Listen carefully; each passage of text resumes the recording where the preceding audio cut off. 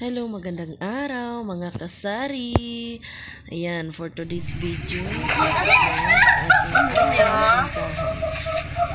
share ko sa inyo pagpapintahan natin sa ating maliit na sari-sari store. Ayan, dyan, mga bata gustong magbunot. Gumawa pala ako dyan ng DIY palabunutan para sa mga kabataan.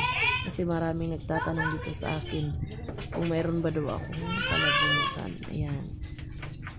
Maliit lang yung sari-sari store natin.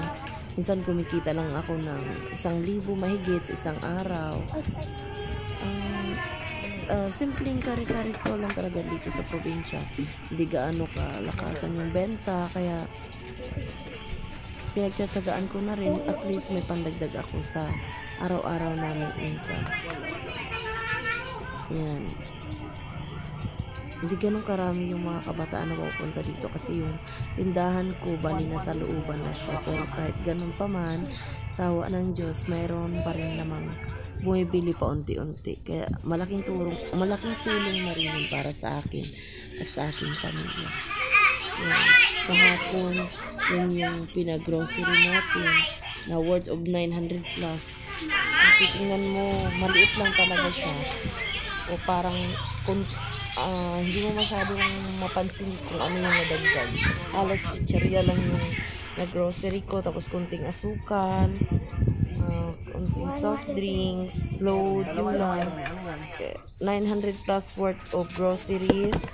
Malibad, groceries lang is yan lang. Maliit lang talaga masyado. Pero sa awa ng Diyos, ayan, kumikita naman siya araw-araw. So, para sa akin bilang mama nasa bahay nag-aalaga ng anak, malaking tulong na rin yan ang sideline natin sa araw-araw. Yan, nakasmile yung bata kasi alam niya na nakatingin siya sa camera natin, naka-video siya. Tapos yung baby ko na naman, ayan din, nandyan din sa baba niyan, kahawak-hawak sa short ni mama habang si mama ay nagtitinda. Wow, laruan. Yan, yung bata pala is naka-jackpot ng laruan. Kaya yan, tuwang-tuwa siya. DIY ko lang din yan, yung mga sobra ko ng mga laruan na 10.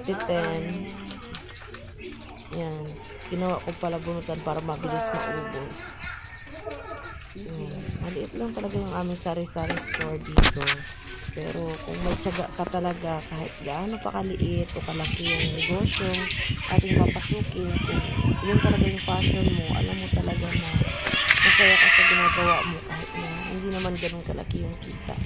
Pero alam mo yung pakiramdam ng fulfillment. Kasi parang paunti-unti nakukuha mo yung gusto mo, naabot mo yung mga pangarap mo.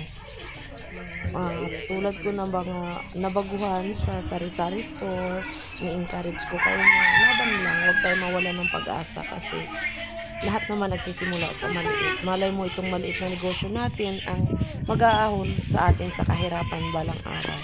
So yun lang, maraming salamat at huwag kalimutan mag-like, share, and subscribe sa aming YouTube channel para suportahan po ang aming maliit na negosyo.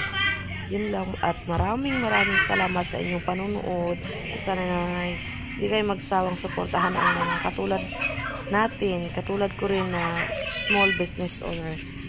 Yun lang, maraming salamat and thank you for watching sa lahat-lahat. Yan pala yung aming maliit na sari-sari store. Yun lang, maraming salamat. God bless. Thank you for watching.